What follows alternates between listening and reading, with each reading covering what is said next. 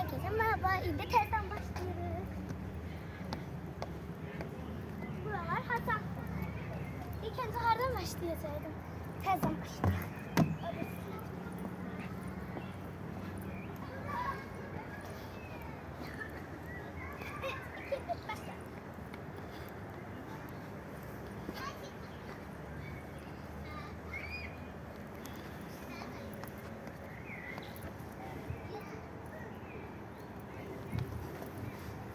Ay kalacağım çünkü ya.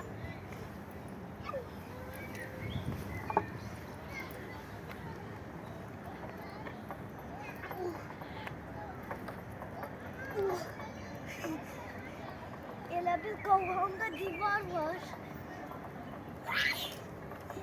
Yıkılacağım. Ha burası tam. İşte zorlaştı. Zorlaşıyor.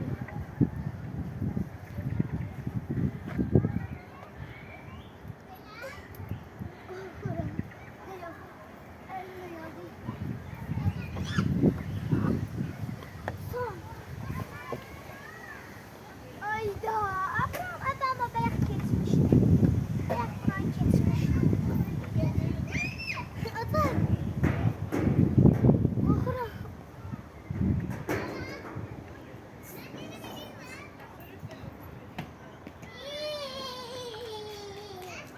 Qaşa.